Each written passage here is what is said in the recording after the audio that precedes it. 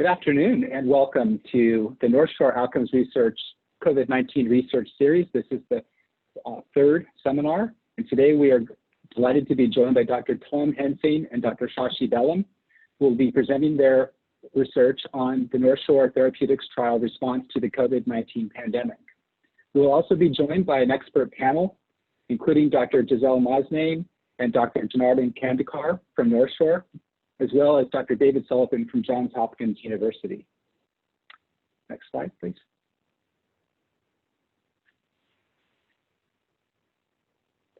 And I'd like to start off by thanking our first responders and those working in the clinical field during this pandemic, and to Dr. Bernard Niewigman, our Director of Outcomes Research Network, and the other program directors for the ongoing support to make this seminar series happen. My name is Dr. Sean David. I'm the Program Director for Translational Science with the Outcomes Research Network, and I'm also a Clinical Professor of Family Medicine. And we are joined by Rabia Ali, who is our facilitator. She's a Research Associate with the Outcomes Research Network at NorthShore, and Rachel Brewington, who is our Administrative Assistant, who is providing support for this seminar today. The Outcomes Research Network at NorthShore is structured with key academic leadership, and its mission is to support and catalyze research across our institution as well as our Chicagoland partners. And the goals are to enable uniform community access to care that is effective, efficient, and equitable, to enrich the practice of medicine, and support key strategic clinical, quality, and operational decision-making. The objectives of this seminar series really is to enable flourishing principal investigators, as well as to disseminate research activities and resources, and really to promote team science and the culture of collaboration. We want this to be an opportunity for interaction, for sharing of information about work that's relevant to our society and to taking on challenges like the COVID-19 pandemic. And we'd like to bridge researchers together to their peer community. We also would like to deliver outcomes research that's responsive to patient population outcomes for our communities. Next slide. Hi, everyone. My name is Rabia Ali, as Dr. David has announced. So in today's webinar, all attendees will be muted with the exception of our panelists and speakers. However, there will be some opportunity for interaction. If you have any questions or comments at any point during the presentation or the Incubator Hub discussion to follow, please submit your communication by using the chat function as noted by the blue arrow on the screen. If you're on a computer, you can access this icon by hovering your mouse over the bottom of the Zoom screen. Also, please give special attention to the audience of your message before you submit it. As you can see on the image to the right, you can choose to message either the panelists and speakers, and this would include myself, or you can choose to message everyone on the webinar, which would be useful for the discussion part. If you're experiencing any technical difficulties, please let me know by messaging all panelists, and I will assist you the best I can. I'm going to hand it back to Dr. David, who will go over the agenda for today. Next slide, please. Thank you, Rabia. So the agenda today, after a brief introduction, we'll be joined by the lecture, which will run from 3:10 to 3:40, the NorthShore Therapeutics trials response to the COVID-19 pandemic from Dr. Hensing, Dr. Bellam. After that, we'll take questions from the comment application, and we will pose those to the two speakers from 3:40 to 3:50. And then following that, we will have our Incubator Hub expert panel, where we have 4 discussion questions that deal with topics including the implications for health equity, for policy, for clinical dissemination, and as well as future translational research implications, joined by Dr. Sullivan, Kandekar, and Mosnane. Following that, we'll have some closing remarks if we have some time at the very end. So next slide, please. All right, and it's my pleasure to introduce our 2 presenters today. Our speakers are Dr. Tom Hensing, who holds multiple leadership roles, one of which is being the Associate Chief Quality Officer of Ambulatory Care at NorthShore. And I would also like to welcome Dr. Shashi Bellam from the Division of Pulmonary and Critical Care at NorthShore. So without further ado, gentlemen, you're on. Okay, good afternoon, everybody. I'll go ahead and get started. So as mentioned, our topic is that we wanted to talk about the NorthShore COVID-19 clinical research response. I'll go ahead and get us started, and then I'll turn it over to Dr. Bellam to finish our presentation. We go to the next slide. So we have no disclosures. Go to the next slide. So in terms of our objectives, we wanted to start out by describing what we were solving for as we stood up what we called our COVID-19 Clinical Trial Scientific Review Committee. The focus for the bulk of the presentation will be on the structure we stood up and the processes that we stood up to go ahead and support the conduct of clinical research at NorthShore. We'll talk about some of in terms of total numbers of studies we reviewed and stood up, but the focus here is really going to be more on structure and process. And then I'll turn it over to Dr. Bellam to describe his experience, both from the perspective of a frontline critical care physician, but also as a principal investigator now on several of our COVID clinical trials. Next slide. So this slide summarizes our system-level response to the COVID pandemic, and I put this here mostly to highlight some key aspects that I think would provide some context, especially when addressing what we were trying to solve for with this initiative. First is that we were very fortunate that our lab was able to roll out pretty quickly a PCR diagnostic test really early out of the gate, which helped us greatly. Although we were able to do testing certainly in our emergency room, and we set up a sort of forward triage with a tent system outside of our ERs. We also stood up what we called immediate care super sites. We had 4 of them where really, to a large extent, the bulk of our testing took place, and that included a drive-through capability. And on the acute care side, the strategy focused to a large extent on cohorting our patients with COVID-19 infection. We had 4 pavilions, and we put most of the patients in one hospital. Glenbrook Hospital essentially became our COVID hospital for the bulk of the initial part of our COVID response. We did have some patients at Evanston Hospital as well, and we tried to keep the other 2 hospitals largely COVID-free. The other key aspect of our system-level response is really to stand up standardized care algorithms, and this was particularly true on the acute care side. And as we'll get into, those algorithms were stood up through daily huddles, which started early on and occurred daily, 7 days a week. And in those huddles, we would have the relevant clinical leaderships, particularly focusing on those who are managing these patients to try to develop consensus. And then lastly, we did develop care processes to help our patients who were recovering at home and for those patients who needed to then come into the acute care side. So next slide. So just to give you a sense of volume, this slide shows you the total testing volume since the pandemic started in early March to date. Our system has tested around 109,000, run 109,000 tests with 17,000 positive for an overall positivity rate of about 16%. Next slide. Just wanted to put this up here to give you a sense of our census over the course of the inpatient census over the course of the pandemic, particularly as it relates to the inpatient trials that we stood up. And as you can see here, on the inpatient side, we peaked early May at about 180 patients total in the hospital. For the ICU, we peaked at around 40 patients at around the same time. You can see there was a slow tail from that point forward, and we've really been hovering at an inpatient census now for several weeks at about the 10 to 20 patient per day range, and in the ICU in the neighborhood of 5 to 10 patients. Next slide.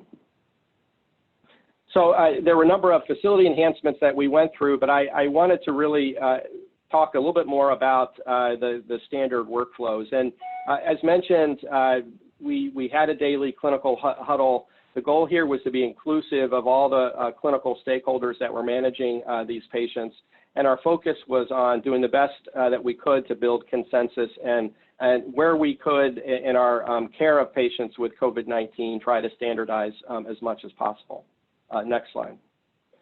So in terms of what we were solving for, one of the decisions that was made early on in this response was that we would limit or focus investigational agents, really try to use those only in the setting of well-designed prospective clinical trials. This conversation really started with the hydroxychloroquine conversation. The question was, would this be something that would be made available widely, or if not, how would we gain access to that if that was of interest to a treating clinician? And there was a lot of debate, as one can imagine, when we went down this route, but ultimately said, look, for agents that are still considered investigational, where the evidence is not quite clear, we really want to make those available only in the setting of well-designed prospective clinical trials.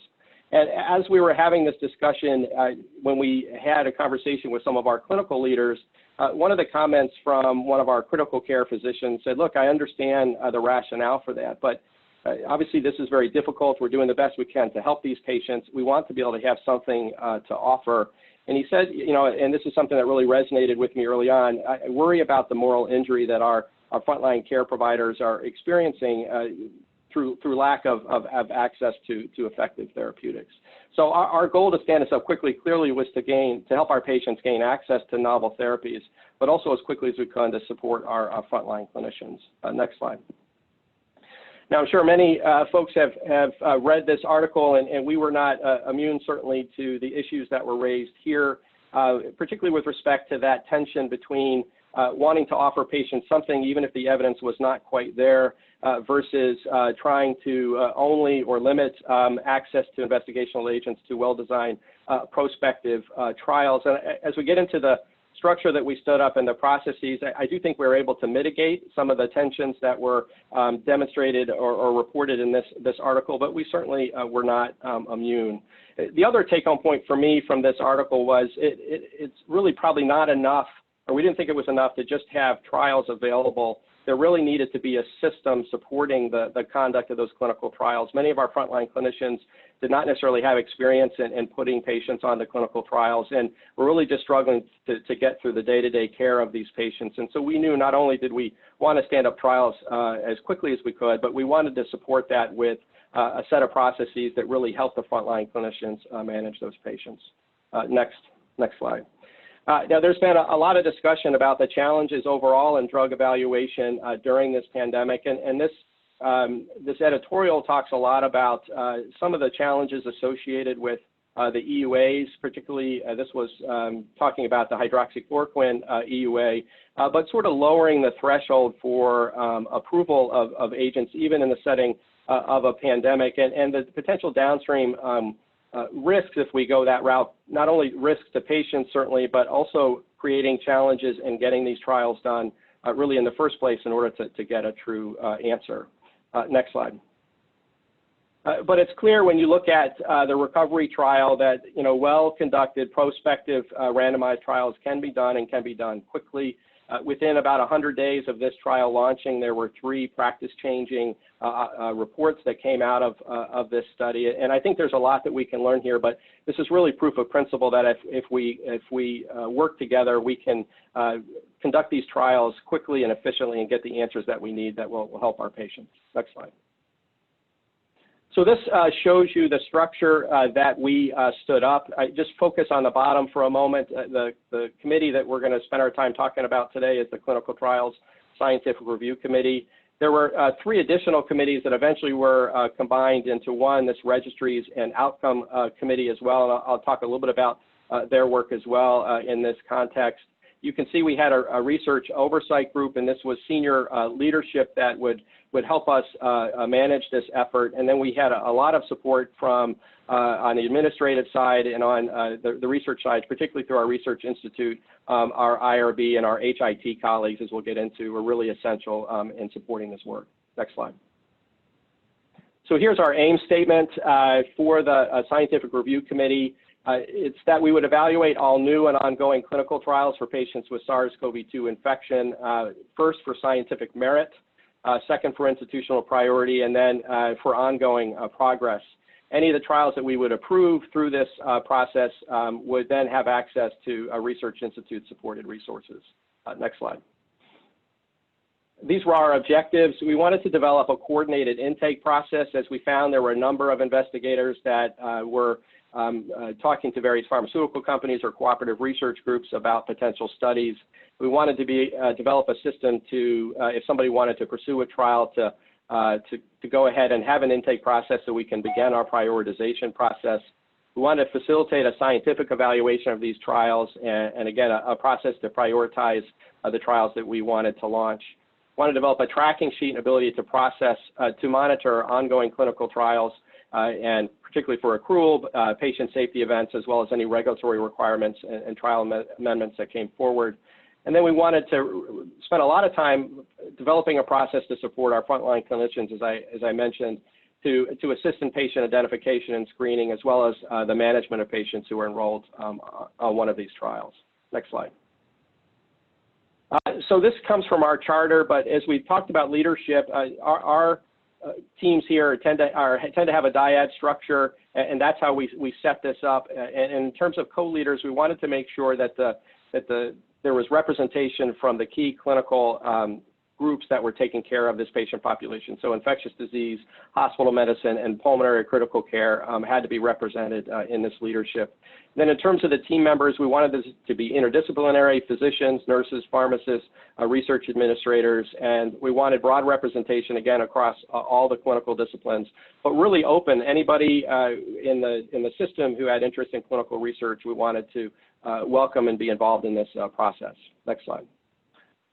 Here you can see our team, and I won't go through all the names in detail, but I put this here just so you can see really the extent of how many people came together to support this work and the broad sort of a breadth of departments and divisions that were engaged. So not only the clinical teams caring for these patients, but from my division, from HEMOC, from vascular medicine, and many others, pharmacy, et cetera, who came together to support this work.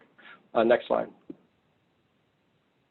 Now, every trial that went through our prioritization process had 2 scientific reviewers, as well as a research coordinator who would review the trial. We went through an NIH-like reviewing process where all trials were scored using the system that you see here. We also asked our research coordinators, as well as the scientific reviewers, to look at the trial design as well as feasibility, particularly as it comes to the resources that we had and where our patient volume was. Next slide. I think Shashi will go over in a little bit more detail how we use these tools, but we were very fortunate to work with our HIT colleagues to stand up and put together a number of tools that were embedded within the EMR to support the screening and the management and the enrollment and the management of patients on clinical trials. There was an integrated patient list that looked at all inpatients and had logic built out to identify patients who would be a candidate. So across the top would be the trials that they would potentially qualify for, as well as for those patients who were being evaluated where there was a chart review or screening that was happening, where they were in that process. So this was really helpful to facilitate communication amongst the research teams. Development of a contact list, informed consent process, building of a dynamic order set, and this COVID radar that helped us track accrual. Next slide. The other thing is we wanted to make available information for our clinical teams. This was on our COVID-19 website. You can see our algorithm on the left. If somebody wanted to look at that very quickly, they could see what their patient may qualify for. And then if you look on the right, if they wanted to take a deeper dive into inclusion and exclusion criteria, and also who the research team, who was leading the research team, if they wanted to reach out. So this was made available to all frontline clinicians. Next slide. Again, I won't go through this in detail, but spent a lot of time building out this enrollment process, starting with the process for screening. A lot of time was spent on communication, not only amongst the research teams. Our goal here was really to approach a patient with one trial and not a combination of studies, but also how we communicated with the clinical teams, and also have the ability for outbound communication if the clinical teams just had a question and they weren't sure who to contact. That we set up as well. And then a process for contact list, informed consent, and then enrollment. Next slide. So just give you a sense of timeline. We started this work really in late March, early April. We had our first scientific review committee meeting on April 23rd. That's where our charter was approved. And we had our first patient in on a trial on May 15th. You can see the other two committees were also launched around that time, a patient repository committee led by Chad Konchak and Outcomes and Translational Research Science meeting led by Bernard Uegman and Janu Kandekar.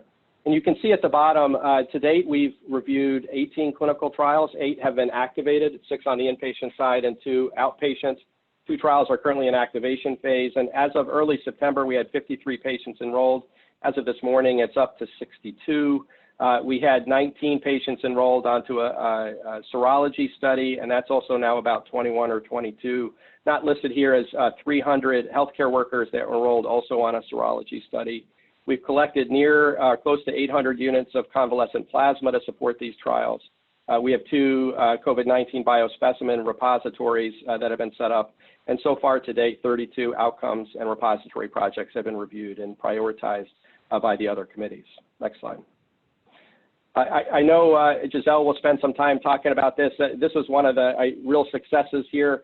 And I asked Giselle to give me some insights into, how what sort of led to success for these trials. And the first thing she said in the email to me was, it takes a village. So I thought I would put that here and really acknowledge, you can see all the people that were involved in helping these trials get to the point where they are today. Next slide. So in terms of lessons learned, we learned very early on the importance of standing up this interdisciplinary centralized structure to prioritize, coordinate, and to manage the clinical trials that we launched. The research tools that were embedded in the EMR, I think, were really key, particularly on the inpatient side where there's less experience or less comfort level with managing patients on trials. So to be able to have these tools readily available was really important. And I can't emphasize enough the importance of regular communication with all the stakeholders, especially the frontline clinical teams. And then last slide for me, there we go. Yeah, so in terms of challenges, as we transition back to our day job, I think we're struggling with research staff and investigators that have become overcommitted, and we're trying to manage this workload with sort of existing work that folks are returning to. And certainly resource constraints and variable patient census has added to the challenges. We're not sure what will happen in the fall, and we want to be careful with not overcommitting ourselves to trials, but we also want to make sure we have something to offer our patients and our clinicians. And with that, I'll turn it over to Dr. Bellum.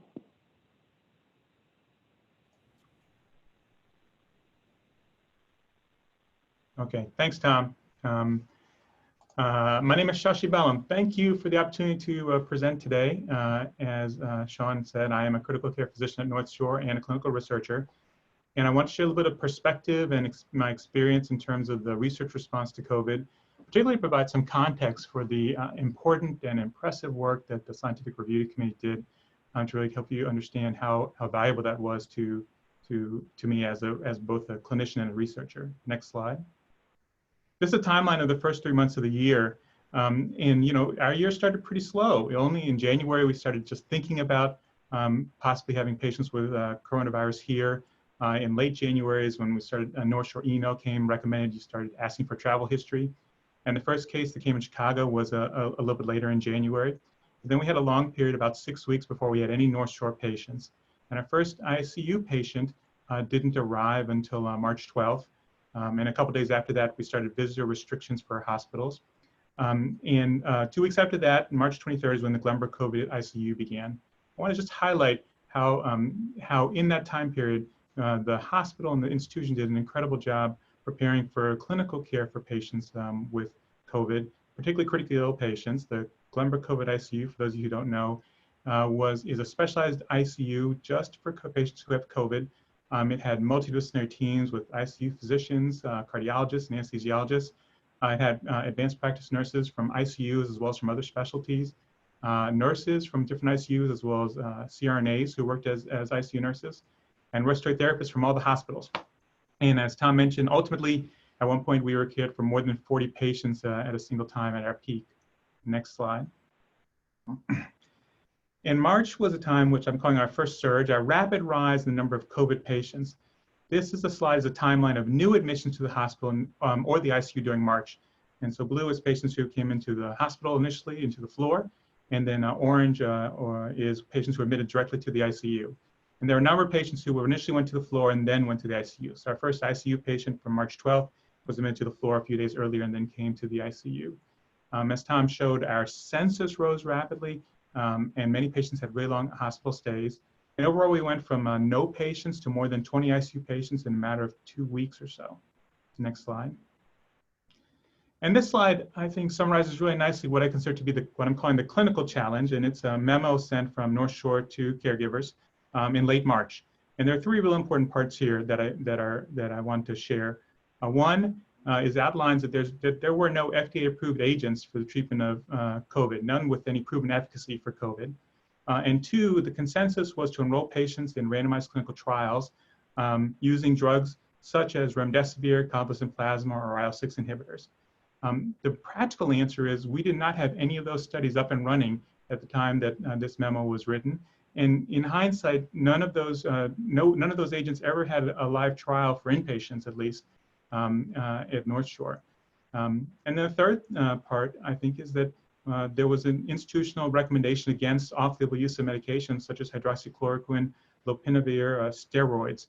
And I agree with that because of the lack of therapy. But it really presented quite a challenge for the caregivers, particularly in both our national and local environment. Next slide. As a reminder, in late March is when the US FDA had the expanded use authorization for hydroxychloroquine. Most everyone who was sitting at home was hearing every day about unproven therapies and the need and the use of hydroxychloroquine on the news. And most of our peer institutions were using off-label treatments as well as had research trials up and running at this time. Next slide. This is the treatment guidance from the U of C from March 24th of this year.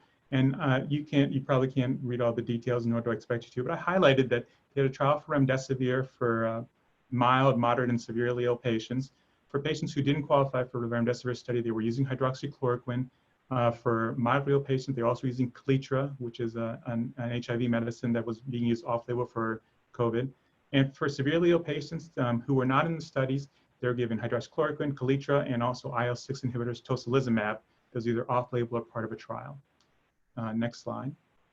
And this is the treatment guideline from Northwestern from the same time. This was late March. They were using hydroxychloroquine and chloroquine off-label. They had multiple clinical trials open as well, and we're also using off-label tocilizumab. And most national institutions also had very similar protocols. Next slide. This is a treatment guideline from Mayo, and so this text is probably very small to read, but I'll tell you, they were using antiviral therapies, what they call, which is hydroxychloroquine and lopinavir. They had multiple trials open, including for IL-6 agents, as well as for convalescent plasma. So at the time that, locally and nationally, most institutions were having both trials available and using off-label therapy. We at NorthShore were in a very complicated and unique situation in terms of the care of our critically ill patients. Next slide. Many of our ICU patients could not communicate because of their illness with their families or with the teams. And the families were prohibited from coming to the hospitals. And so communication was a daily phone call from the medical team to the families about 1 o'clock every day. And the families were at home, usually just waiting for that phone call to happen. They were getting an overwhelming amount of new information, including that COVID was deadly, that other sites were using off-label therapies, and a tremendous amount of information just in the late press about what other therapies are available. This is an example I'm going to show you. It's an email I got from one of my colleagues. If you can't read it, I'm just going to read it briefly to you. The top is he forwarded to me. I just got this on my personal email. How should I handle this? That's what he said to me. And the email that he forwarded came to him through LinkedIn Premium, and it came from a sister of a patient. And she wrote, Dr. Blank, I'm trying to reach you about my brother. I emailed a company about the trials of the new drug remdesivir, and they said it has to go through you. I would try to paste the email here. Please consider putting him on this trial. And then the email that the sister forwarded says, hi, sister, thank you for reaching out, and we understand the urgency of this matter. All remdesivir requests must be made through a physician. So please direct your brother's physician to the below options. And starts, we have transitioned to a multi-patient expanded access program for remdesivir, and that information is provided via the link below. There's a link for the expanded access program, which is only for children or pregnant adults. Next slide. And then the slide goes on to say, we are urging physicians to enroll patients in clinical trials. Please refer the physician to the links below for information on current clinical trials investigating the use of remdesivir in COVID-19. And list to clinicaltrials.gov all the clinical trials that they had worldwide, both in the US as well as Europe and China. This email gives the impressions to the patient, to the families, that it was up to physicians to enroll patients in the clinical trials, and that if we had chosen to enroll patients in, we could get them remdesivir.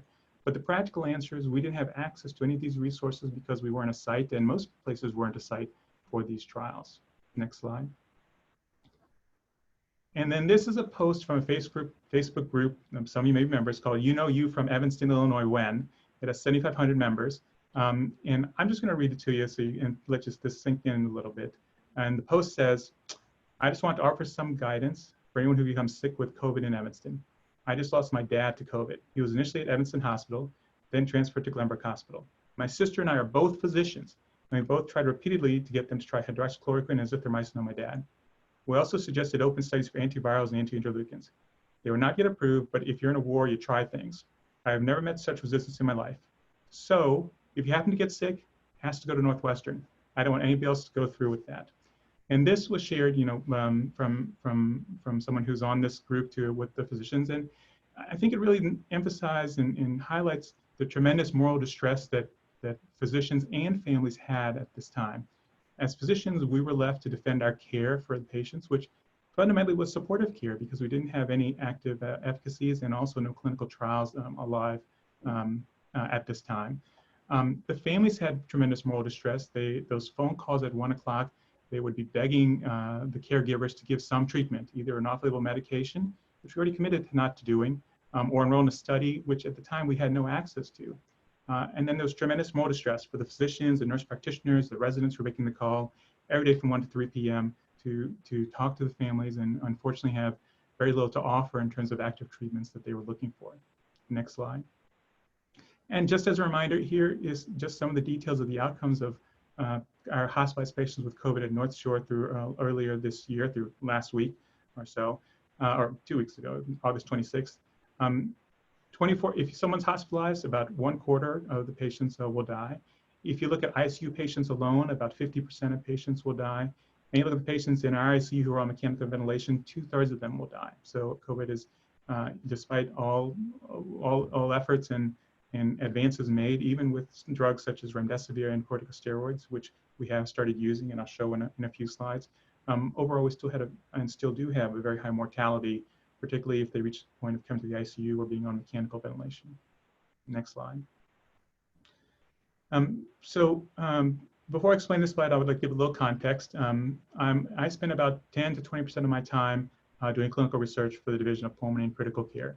And I get about 3 to 6 emails a year that are unsolicited to ask me to join a clinical trial if we're interested in joining a trial.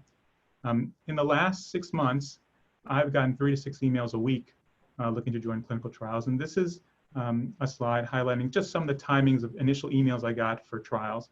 And the ones that are in white are the ones below, are ones that we considered but never pursued. The ones above the line are the ones that we pursued to try to enroll as a site. And I showed this to just highlight the tremendous volume of trials that myself and other researchers considered for NorthShore, and the work that the Scientific Review Committee did to make sure we had a portfolio of trials to have something to treat most patients, make sure there were appropriate trials for our patients and for our institution, and give us the support to get them online. Next slide. So this is an expanded timeline of admissions for this year to date with the trial information overlaid. So again, the bars, the blue and the orange, are admissions to the floor in the ICU.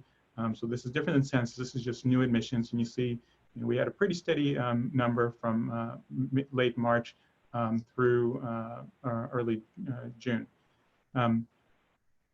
In blue at the bottom are just timelines of when we started considering some of the trials that we brought online.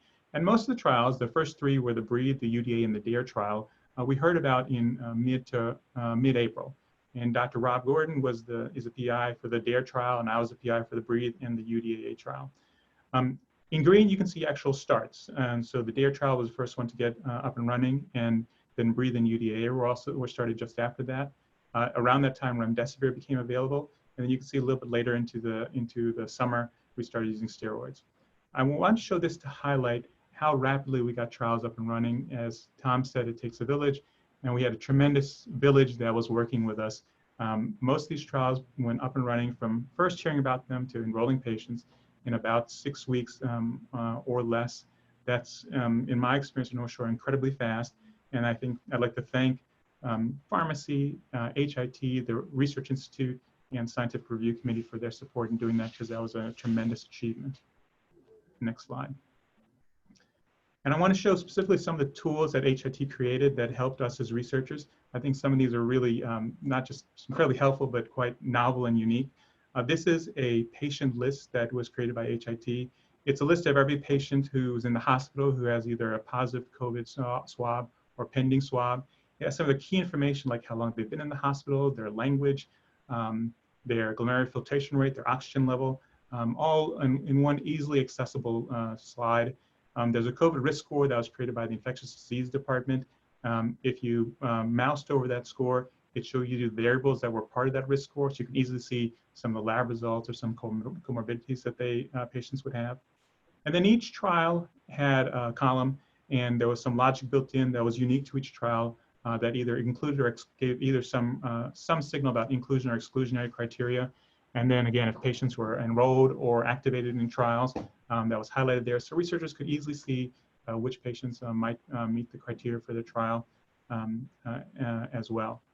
Specifically, I want to put out the names there: Derek, Milena, Don, Rich, and Nirav Shah, who were so helpful to us as researchers in getting these tools built. Next slide. And then I also want to show an example of a embedded information in EPIC. This is key information that was built for each trial. This was for the BREATHE trial, which starts with the situation that it would be used, which is for severe and critical infection, a little about the drug itself, including contact information for the researchers, and then mechanism, dosing, key inclusion, key exclusion criteria, and then adverse events. So this was built for every trial and just a great resource to have. Forward one slide. Perfect, thank you. And forward one more. So I'll close with a few thoughts on things we did well and things we could do better. I think in the setting of a pandemic, we created a clinical program to really provide high quality care for critically ill COVID patients of extremely high volume. There was developed a multidisciplinary process to select trials for NorthShore and stood up trials in a rapid time frame, and we're able to enroll many subjects into clinical trials. And I think we're better prepared to respond rapidly, agilely, intelligently in the future. Things we could do better. I think you could see from the timeline that we had a large proportion of patients in early to mid part of our summer who had COVID and who had no trials that were available to them. And that's something which I think we're better prepared to handle going forward. I do want to say some special thanks. Naomi Ben Israel Olive is my study coordinator. Margot Quinn from the Research Institute provided a lot of the help for the Scientific Review Committee, as did many people, but she specifically was highly involved. Rob Gordon, Alfonso Tafur, and Giselle Mosnaim were three of the other researchers who have had projects in COVID and we all supported each other. And then Kurt Weiss, TJ Nega, Neil Friedman, and Lakshmi Halsiami, who were some of the institutional leaders that helped support our COVID response. And that's my last slide.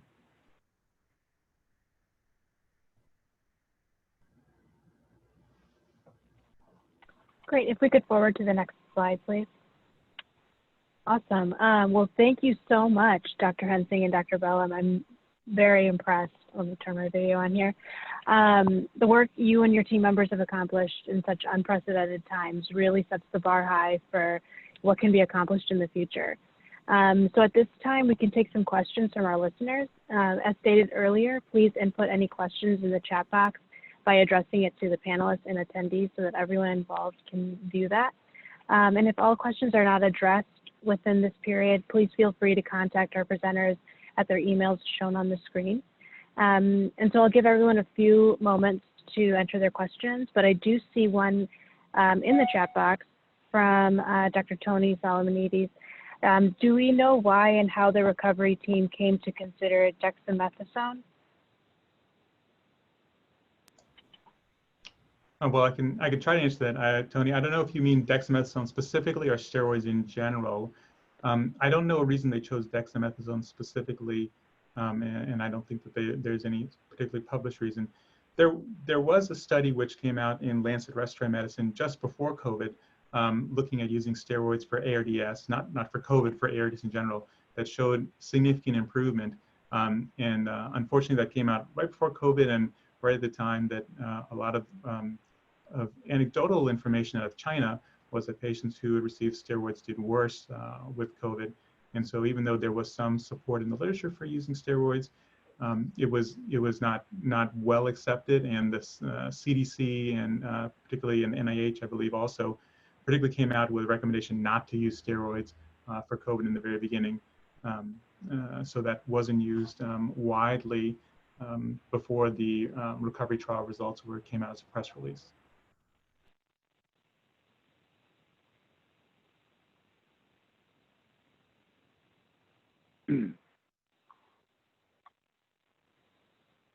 Yeah, so I see another question here. Have we set up a system with the Research Institute that will automatically come into play if we are in a similar situation in the future? Great question. Yeah, I think that's a great question, and obviously we're still in the midst of the response, and I think with respect to the COVID response specifically, we're going to continue with this process, and we'll continue to look at sort of week by week where we are with volume, and as we have opportunities to participate in trials, we'll continue to try to manage the menu and make sure that we that we have a trial option for every patient that comes in, but that we can identify trials that we can realistically accrue to. I do think that once we get sort of past this, we can, and Shashi did a good job kind of looking at what we did well and what we can do better, really look at this and develop a sort of a playbook on how we could set up a process like this moving forward to deal with a similar challenge. And I will say that what this has, a lot of the challenges that we had to solve for, whether it was HIT or some of the data security issues and a number of things, are already informing our institutional efforts to improve clinical and translational research across the organization. So I do think we're already going to turn this into some practical lessons learned that are going to improve our research efforts across the institution, but also as new challenges arise, being able to ramp up a program like this quickly. I think we'll use this as a playbook and hopefully be able to recreate this in the future. Absolutely. I see another comment here from Dr. Hunter Holt. Thank you for the presentation. The Facebook post was incredibly striking. While some patients have options in regards to where they get their clinical care, many do not. I'm curious about NorthShore's collaboration with the other hospital systems in the Chicagoland area and how trials were approached for COVID treatment and management. Was there any collaboration, and if so, what did it look like? Yeah, I would say that's a good question, and Shashi can chime in here as well. We definitely had conversations with our colleagues at other institutions and really looked at with this in the spirit of where can we collaborate and work together.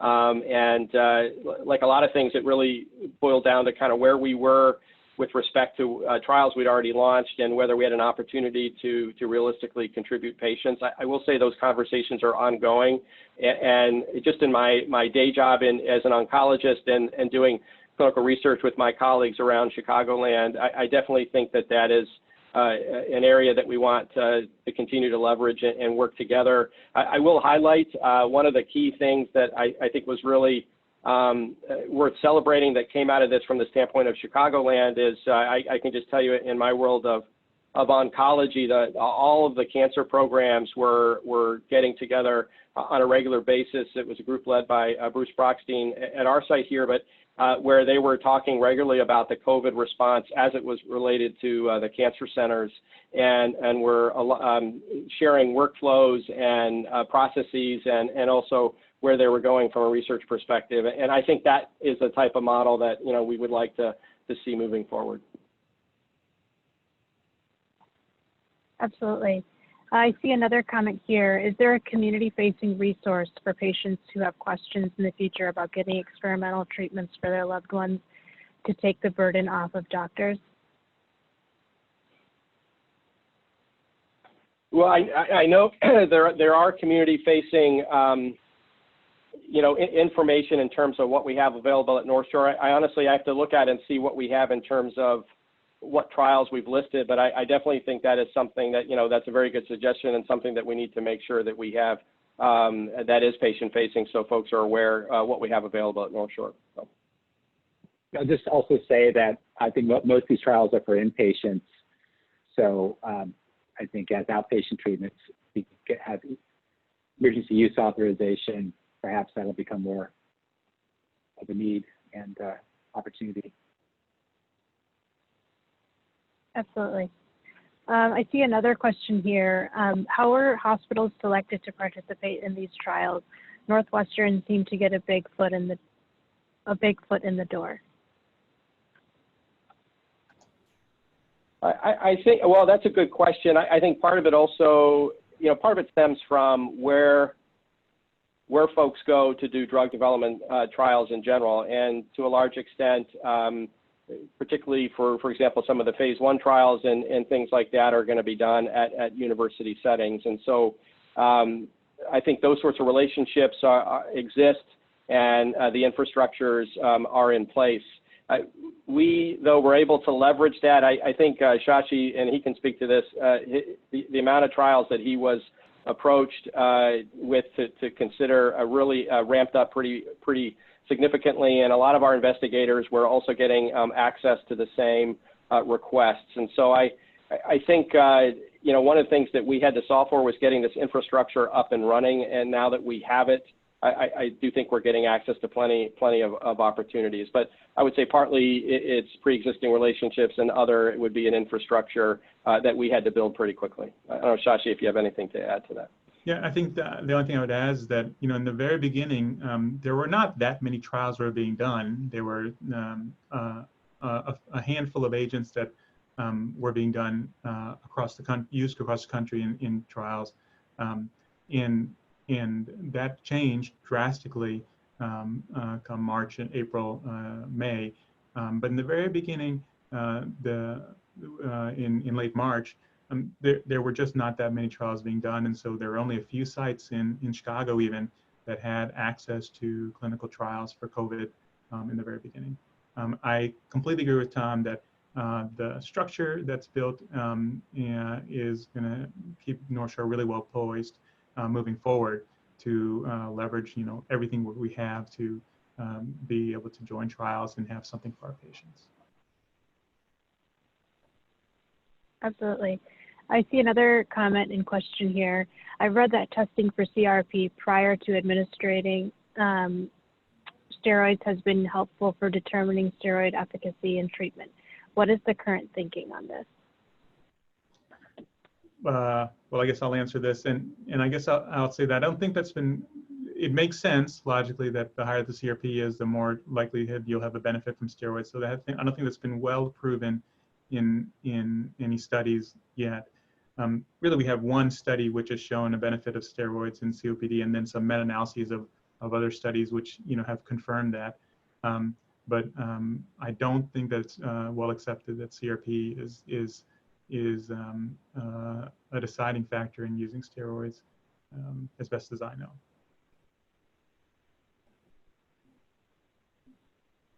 Thank you.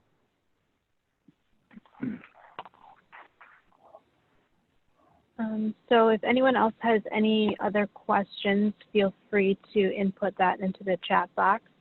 Otherwise, we can move to the next slide, where Sean will be introducing our Incubator Hub expert panelists. Thank you very much, both of you, for a really outstanding presentation, and to Rabia for managing the Q&A. So for our next segment is the Incubator Hub. I'd like to introduce our three expert panelists who will provide some additional insight into the implications of this research. First, we have Dr. Giselle Mosnane of the Division of pulmonary, allergy, and critical care at NorthShore. We also have Dr. Janardhan Kandekar, who is the Director of Innovation and Education for the Center of Personalized Medicine at NorthShore. And last but not least, we have Dr. David Sullivan, who is a professor from Johns Hopkins University. Dr. Sullivan also has a clinic today, so we're hoping that he's going to be able to join us during the panel. So to start off, there are 4 questions that we could go to the next slide,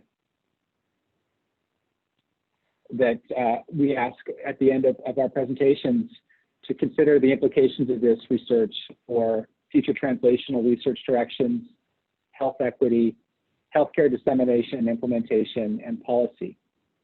The first question is, what are the implications of this research for, actually, the first question is, what are the implications of this research for health equity?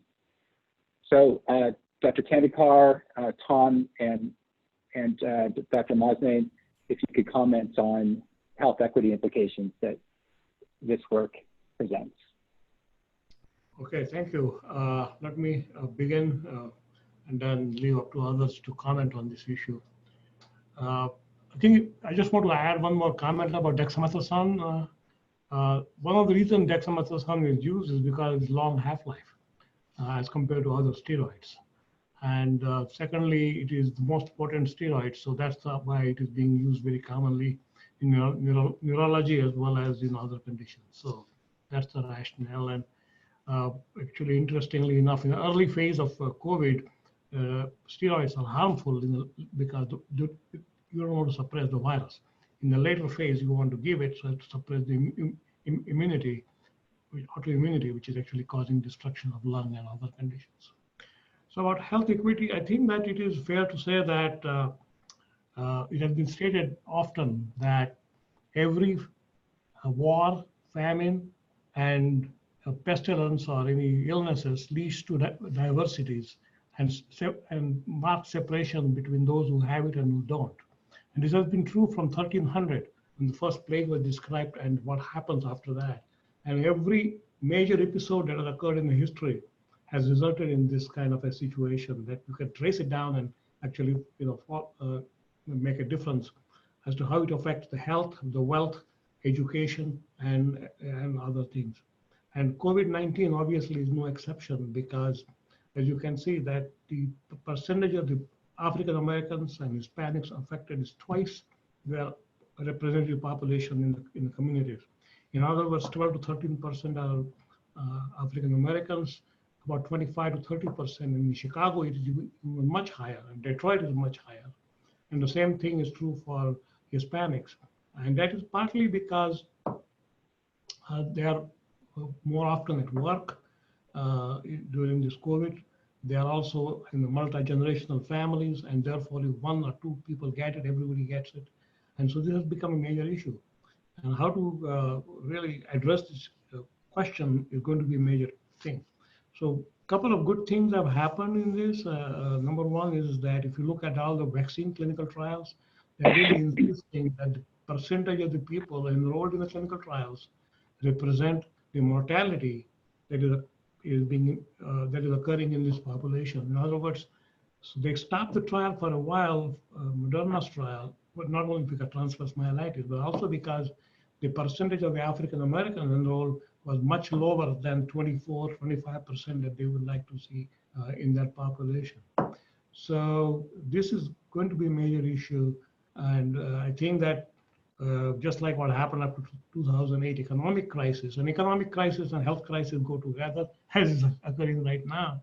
And I think that you will see marked differences in the health and the education and other things. So I think it's very important to address these issues in a way that encourages people to be enrolled in the clinical trials, which is a challenge, by the way, as many of you know. People, particularly African Americans, have a very negative opinions about clinical trials, ELA cells, Tuskegee trials, and so on and so forth. We can go into that in great details, but they do not like to enroll in the clinical trials, and I think that all of us have failed.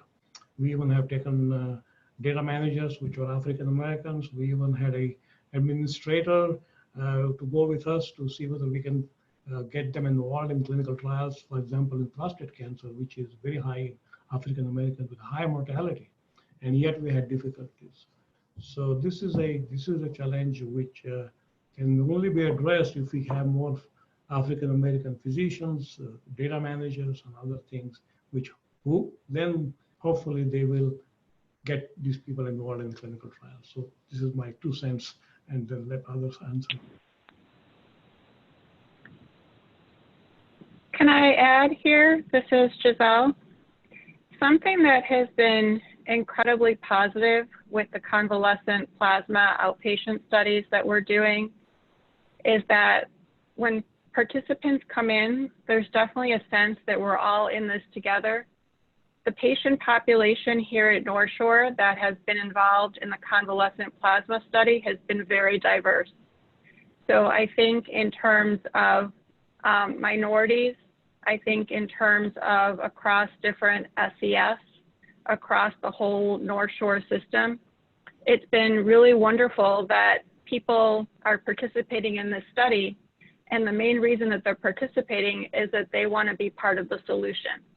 They want to see us return to functioning society. Everyone talks about wanting kids to go back to school, wanting the elderly to be able to resume normal lives. So there's definitely a sense, at least here at NorthShore, with my personal interaction with all of the study participants, it's been an overwhelmingly positive and energizing and a feeling of community. Well, that's a good ray of hope. Yes.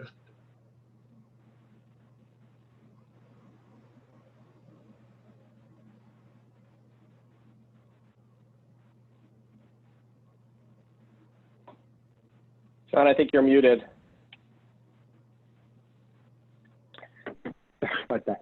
So I was just saying that I really like that, what you said, Giselle. I think that our participating patients are not only gaining access to care, but they're also contributing to research equity in a way by being part of the research team. And it's good to hear that can be empowering John, for patients. So yeah. One thing I would echo those comments, and I think one of the things that actually we have to remain mindful of is making sure we have equitable access to these trials. And on the one hand, on the inpatient setting, we did solve for that to some extent by cohorting patients to one area, so we were able to have access and offer studies to the majority of patients who were cohorted in that one area. And so that might be a little bit easier on the inpatient side, but we still have to make sure we're solving for things like, one of the challenges with clinical trials here in general on the inpatient side was the informed consent process and doing it in a way that's contactless. How do we do that in a way if somebody doesn't speak English, and making sure that we can make sure we have the ability to translate consents and be able to make sure that these trials are available regardless of what the barriers are. And I think on the outpatient side, we do have the plasma studies, which are great. They do require folks to come in. So I think long-term, the question is, how do we disseminate these studies further out into the community so that, all of our patients can participate, particularly those who are ambulatory. And that's going to be a harder challenge for us. But as we build our research infrastructure, making sure that we can place opportunities as far out into our catchment area as we can so folks can participate. Absolutely. Thank you so much. So with our next question is to Shashi and Giselle. What are the implications of this research for healthcare dissemination and implementation?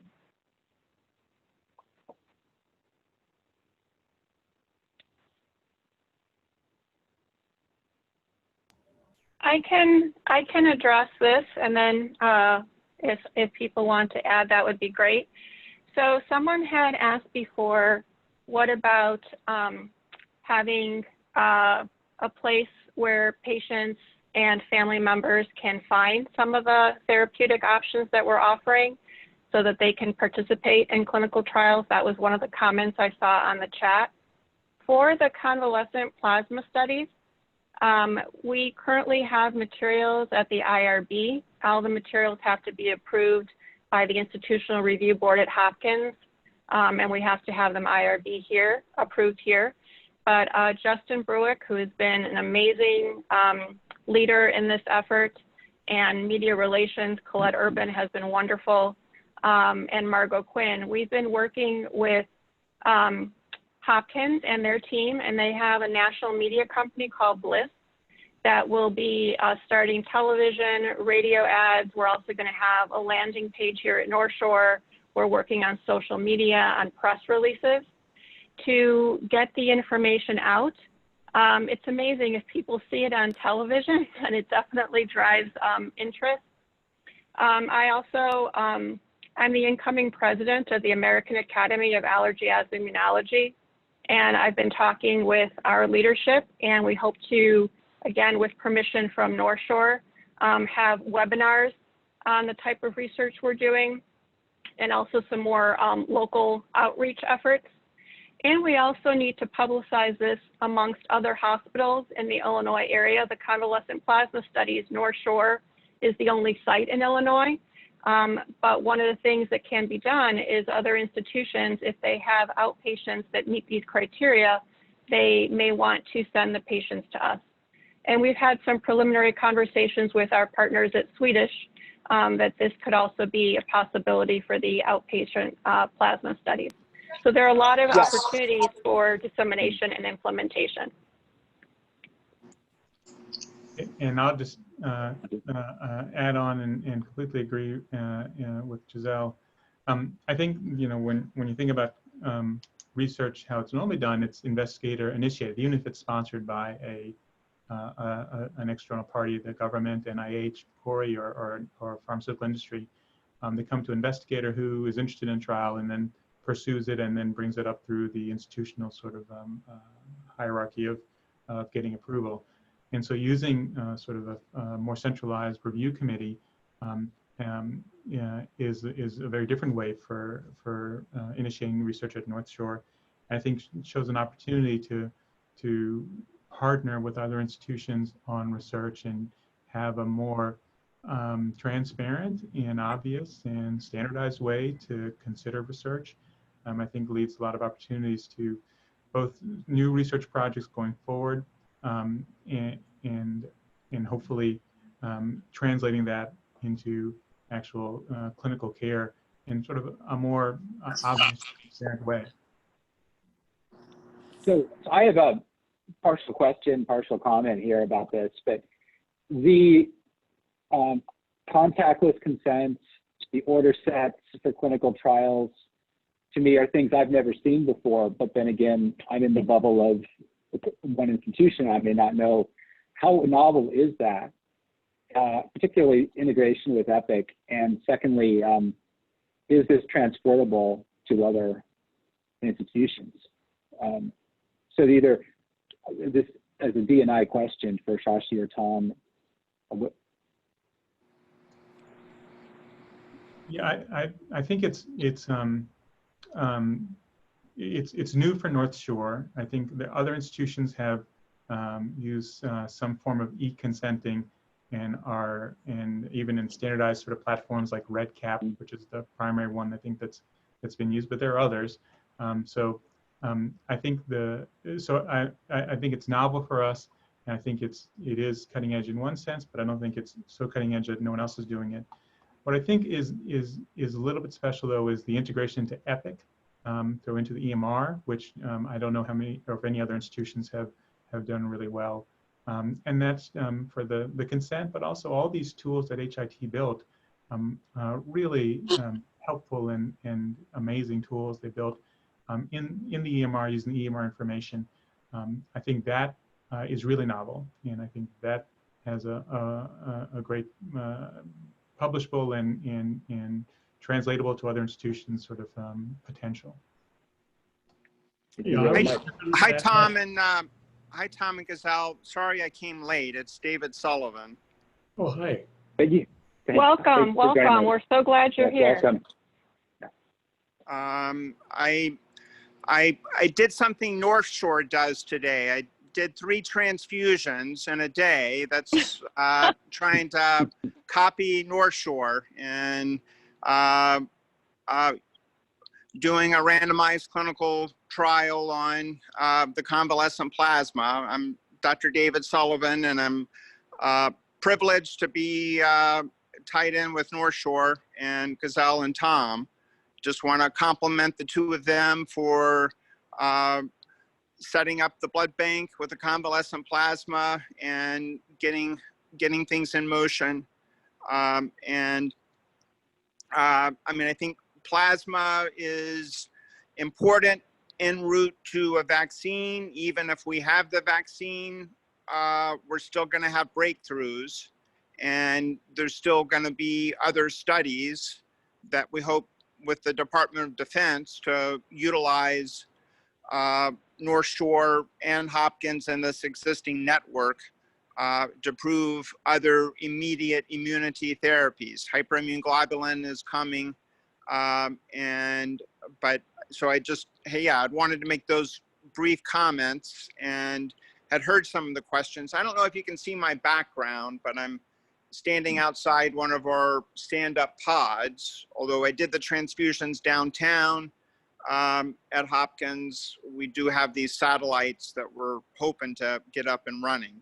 I'll stop there, but say thanks for inviting me, but sorry I was late. Thanks.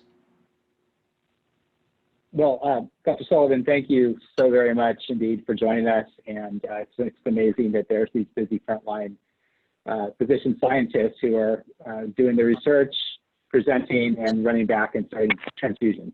I just think it's amazing.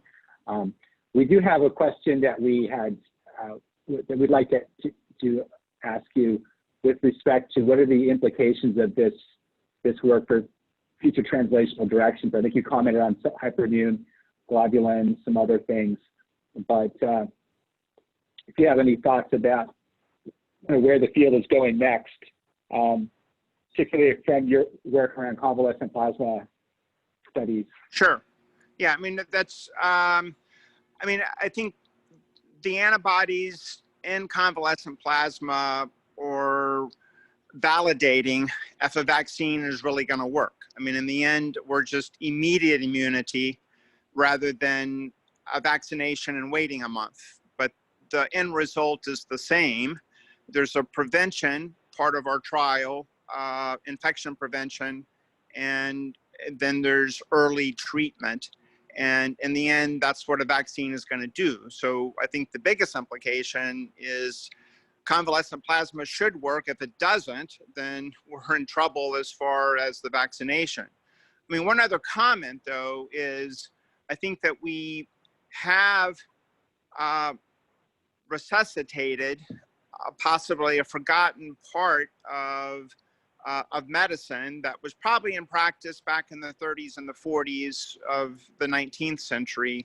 But I think convalescent plasma is going to be utilized for other infectious diseases, and probably a lot more readily. I actually worked on malaria, and we know antibodies work for malaria. And so I think that the infrastructure, I mean, if we prove that outpatient convalescent plasma works, that's novel. Right now, we've been using it after epidemics in the hospital, but it really hasn't made its way out to outpatient therapy, which I think it's going to work better there and it's going to have a bigger impact. So I think Tom potentially is on a cutting edge of the blood bank as a research facility rather than being a service facility. And so I think there's going to be other applications. It could be used for flu. Flu's a different virus. It may not work quite as well against flu as against coronavirus. We have to show it. But I think there are other applications where for some viruses, antibodies are exquisite killers of the, or stop it in its tracks. And so I think that's one perspective that I have, is that we are going to see other infectious diseases that we could apply even C. difficile. I mean, I think that there's going to be other applications of convalescent plasma after this. That's the biggest thing. Thanks. Well, thank you very much.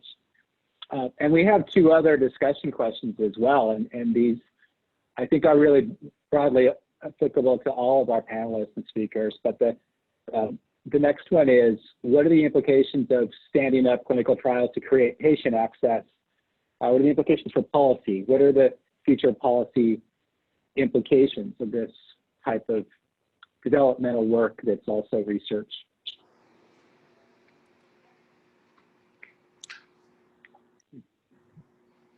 Well, does someone else want to answer before I'll let someone else? Please, okay. Please go ahead. We talk about it all the time here. Yeah. We want your perspective. Okay, well, no, I mean, so the question was the developmental aspects of doing a clinical trial in the middle of a pandemic. And I mean, I guess I would say that it's really a lesson in pleasant, relentless persistence to get things done. There's been institutional paralysis at Hopkins and in other places, but I think that with a little pleasant, relentless persistence, then we get things working. I think unfortunately, there has been a slight fear of patients that are COVID positive, just because they don't want it to spread to other people. We saw that in our hospitals, the way we carefully tried to isolate people that were COVID positive, made it a little bit more difficult. And then everyone managed the change in persons, pulling them back from the regular work, putting them, so we were operating in a changing dynamic that's still changing. But I think, honestly, right now, we are learning to walk and chew COVID gum. I'm going to use that vernacular phrase.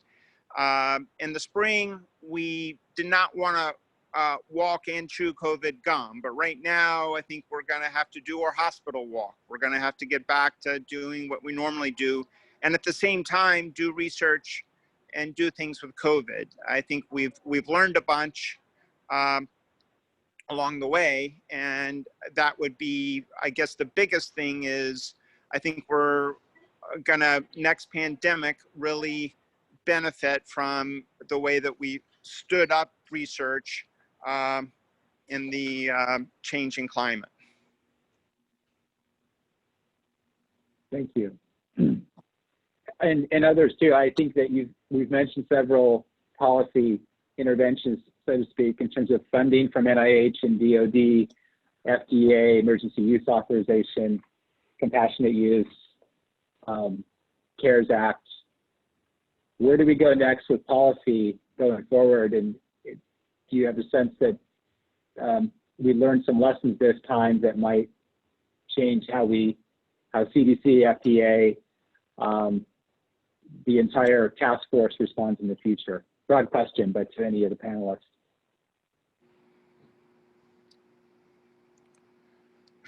Well, I mean, I think, go ahead. No, go ahead. I don't want to interrupt. Well, I was just, well,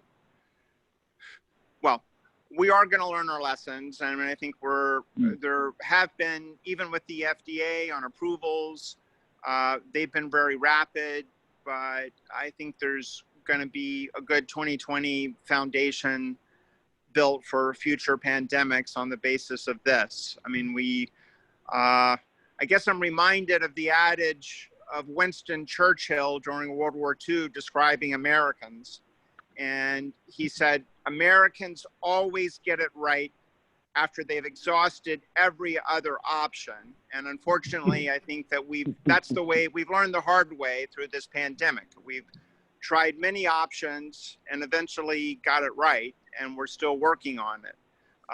And so I think, though, after this, we'll get it right the first time. We'll be able to deploy diagnostics right away. We'll be able to probably deploy convalescent plasma in the next pandemic, and we'll keep things prepared. So I think that's probably going to be given.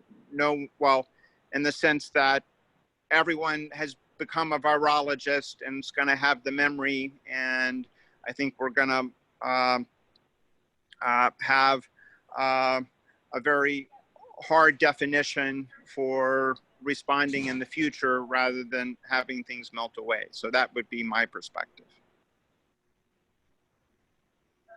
Yeah, I would. Thank you, Dr. Sullivan. Oh, go ahead. No, I was just saying I would agree with all of that. One of the things that I hope that we learn from is look back at the whole process for issuing EUAs, and just particularly with respect to how we link that to ongoing trials and making sure that we learn from what went right versus what didn't go right with how we deployed EUAs in this pandemic. And, I think, one of the concerns, of course, is that it creates a challenge as we try to complete ongoing randomized trials that have no treatment control arms when something becomes available. And although the wording in the EUA still guides people to participate in trials, I think it makes it a lot harder. And I hope we look at how those were used in this pandemic, figure out a way to optimize how they're deployed. Obviously, we want to make treatments available rapidly to patients, but do it in a way that still does not create a challenge to get these trials done in a timely fashion. I think we all look at the recovery trial and how fast they were able to accrue patients. And, I think we want to leverage existing cooperative groups and research relationships and make sure that from a regulatory end, we're not creating headwinds for the research side so we can actually get the answers we need in a timely manner. Thank you. Go ahead, Dr. Kandekar. No, I was just going to say that I agree with Tom and Dr. Sullivan. So my only plea is that we as a scientific community need to be strong and continue to insist that we do a highest quality science, even in the pandemic. Agreed. Yeah. But I will point out that the convalescent plasma group argued very strongly in March and April to do a randomized clinical trial to the FDA. So scientists did argue for the randomized clinical trial in the hospital setting, but that was not the decision that was made. Scientific study which is well designed and will have the results, so that's good. Right. So earlier we talked about the health equity implications of standing up clinical trial systems like this. Dr. Sullivan, I wondered if you had some comments about health equity and access to clinical trials in the age of COVID.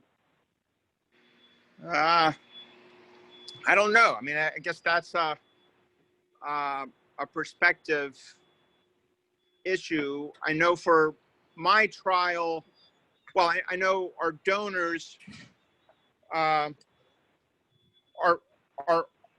donors had been from a homogeneous, white, somewhat affluent, but on the recipients, it's really mixed for me. I mean, I've got about 40%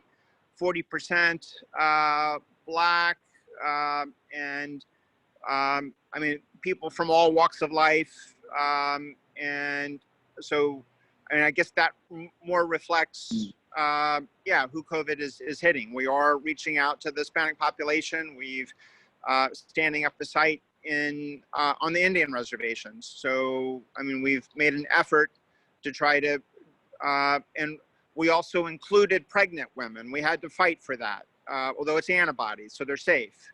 But people were worried about safety of convalescent plasma early. Luckily, it had been in about 2,000 people. And so I would say that, for our randomized clinical trial, that we've tried to be inclusive. We included pregnant women. They're not excluded. And we sought out underrepresented groups in our recruitment. And again, I'll just leave it at that. Thank you.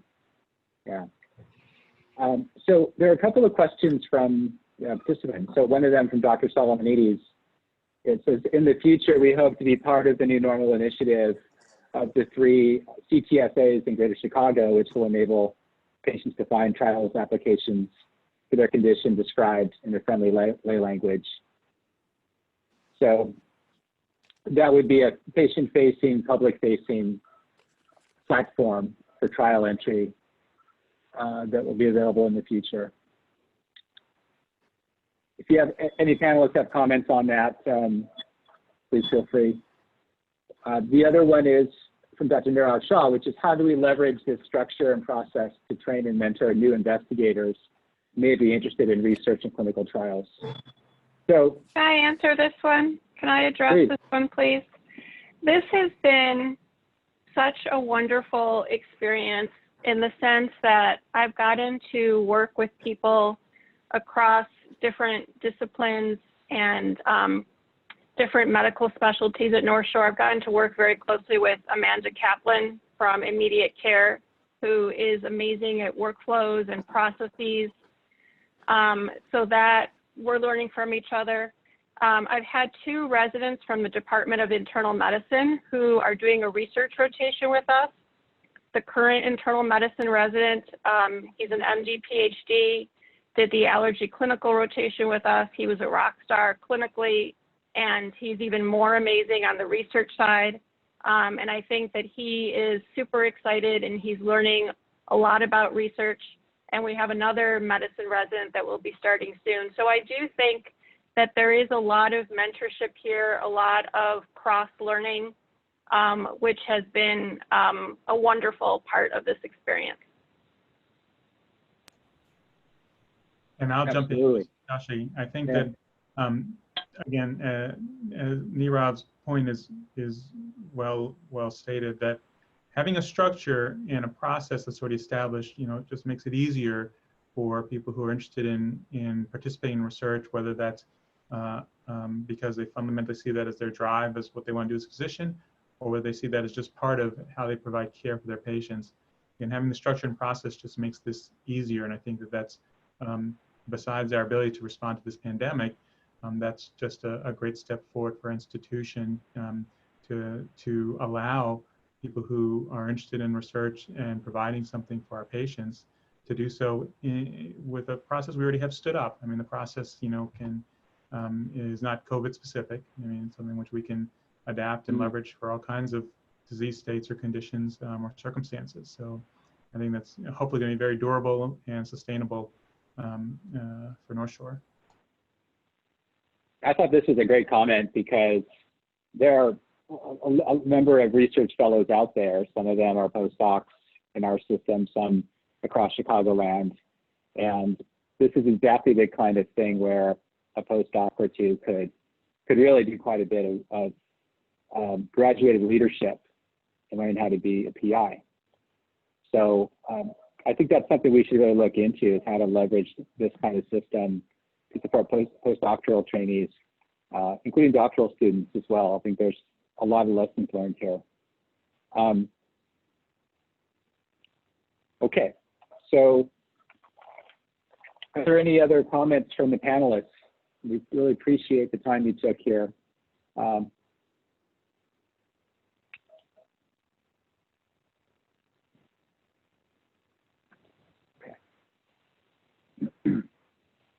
All right, well, thank you all. I'd just like to say thanks for inviting me, and thanks for your time. I'm signing off. Thank you. Thanks to Gazelle Thank and you Tom. so much. Very much. Absolutely. Thank you so much, Dr. Sullivan. Thanks. Thank you so much. We covered a lot of ground today, and I'm grateful for the time and the care that went into this description of what was really stood up from a standing start to create access for patients in our system. Struck by the fact that there is, in terms of the inequities in people affected by this illness, that access to care certainly appears to have been one where there's a lot of diversity in patients receiving this care, and that there are a lot of potentially transportable innovations that I think will be useful, certainly for us in the future, based on this what was able to be done, kind of spent costs that can be leveraged in the future, but I think also for education. And that we're going to have to be able to walk and chew COVID gum at the same time going forward. Absolutely. So, Sean? Yes, please, Tom.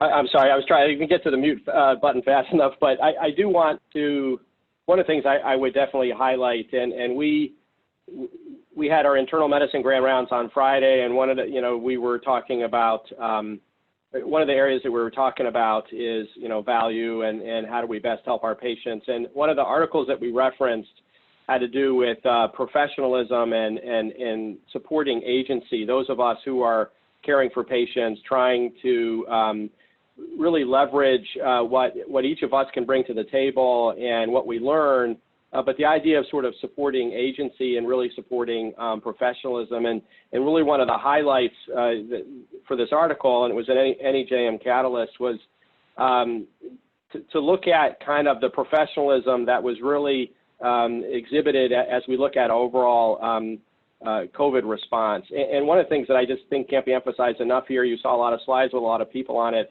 and the phrase that it takes a village.